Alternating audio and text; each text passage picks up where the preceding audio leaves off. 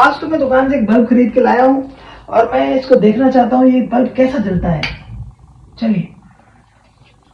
ओह, very dangerous. ये ऐसा कुछ जल रहा है, ठीक है। लेकिन अगर मैं दो बल्ब्स को जोड़ के इसको जलाऊं तो ये क्या उतना ही ब्राइट जलेगा? ठीक है, मैंने अब इन दोनों बल्ब्स को पैरेलल में जोड़ दिया है। तो अब देखते हैं कि ये बल्ब की ब्राइटनेस कैसी रहती है।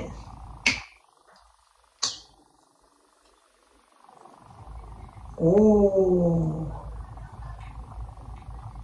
काफी बढ़िया लग रही है। अब मैंने इन दोनों बल्ब्स को सीरीज में जोड़ दिया है।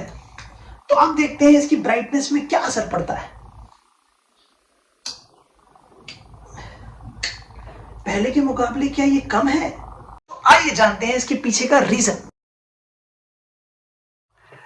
तो बच्चों, होता क्या है कि जब भी सीरीज में हम लोग किन्हीं भी बल्ब्स को जोड़ते हैं तो वहां पे इक्विवेलेंट पावर जो होता है वो हम लोग निकालते हैं 1/p equivalent is equal to 1/p1 plus 1/p2 plus 1/p3 and up to जितने भी वहां पे बल्ब्स हैं ऐसे ही हम लोग जोड़ते चले जाते हैं। और यहाँ पे जो p इक्विवेलेंट आता है वो इंडिविजुअल सारे के सारे पावर से कम आता है। अगर आप उस बल्ब को इंडिविजुअल जलाओगे तो उसका पावर ज्यादा आएगा, लेकिन अगर आप दो बल्ब को सीरीज में जोड़ दो या तीन बल्ब को सीरीज में जोड़ दो तो इसका इक्विवेलेंट पावर इंडिविजुअल पावर से कम हो जाता है। लेकिन वहीं पे अगर पैरेलल में जोड़ते हैं तो जो इंडिविजुअल पावर होता है उससे ज्यादा आता है, क्योंकि वहां पे P इक्विवेलेंट जो होता है वो होता है P1 plus P2 plus P3 up to Pn, जितने भी बल्ब्स वहां पे लगे हैं। इसी वजह से पैरेलल में जो पावर होता है वो ज्यादा आता है, लेकिन सीरीज में जो पावर होता है वो कम आता है।